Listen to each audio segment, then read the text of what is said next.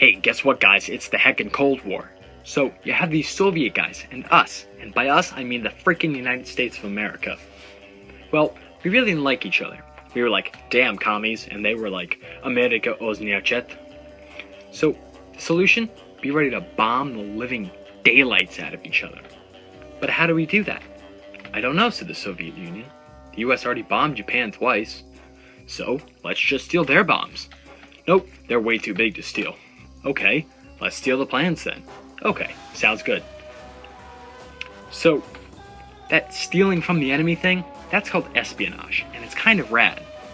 Espionage, by definition, is the practice of spying, or of using spies, typically by governments to obtain political and military information. Alright, said the Soviet Union, let's do some spying, all secretive and such.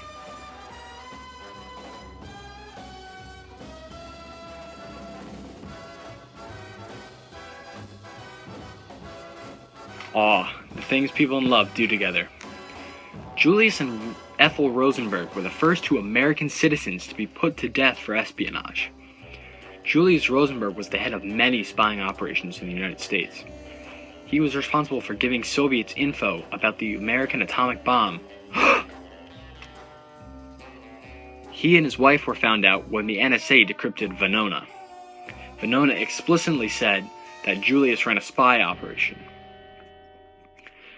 Julius and his lady Ethel got themselves a death sentence for their crimes. Was it really worth it, buddy? I didn't think so. Anyway, Julius was a good spy and didn't miss that one day in spy school where they tell you not to snitch on your buddies. Well, that kinda sucks, Julius, because they got caught anyway. Co-conspirator Morton Sobel, Harry Gold, and David Greenglass all got prison sentences ranging from 15 to 30 years. But the damage had been done, and the Soviets had what they needed to get in on the nuclear bomb race. Some other no-do-gooders include the likes of Alger Hiss, Robert Hansen, and Klaus Fuchs. Hiss was accused of nuclear spying for the Soviets by a former communist named Whittaker Chambers. Hiss denied this, but ended up in jail anyway in 1950. Robert Hansen was an FBI agent who probably single-handedly screwed the US's security.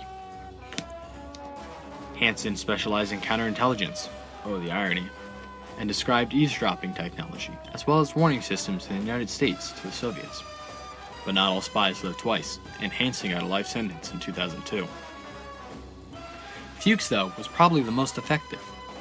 Fuchs was right at the heart of it all, working at Los Alamos, a research center. Fuchs was able to give specifics on reactions, constructions, and other such stuff about the atomic bomb. He was arrested and convicted for his spying activities in 1950 and given a 14-year sentence. Venona was a project to decrypt Soviet code systems. It was decrypted by the NSA in 1995. Venona also shed light on Soviet spies that had been directly involved in or affiliated with the Manhattan Project. Between 1948 and 1951, lots of KGB agents were exposed, including the likes of the Rosenbergs and Fuchs. Get wrecked, fools. That's America.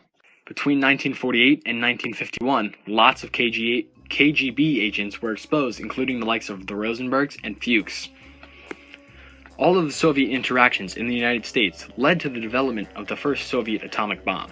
Later, Soviet espionage would also allow the creation of the first Soviet hydrogen bomb, after the US developed theirs. It is speculated that the Soviet Union could have developed the technology on their own. But no, they just had to steal from the US. So, with all this considered, I think it is safe to say that the Soviet espionage in the United States did lead to scientific advancement in the Soviet Union. The nuclear espionage by the likes of the Rosenbergs, Hiss, and Fuchs, as well as spying for other things, like Robert Hansen's information on eavesdropping and early warning technologies, was a large part of the Soviet technological advancement during the Cold War.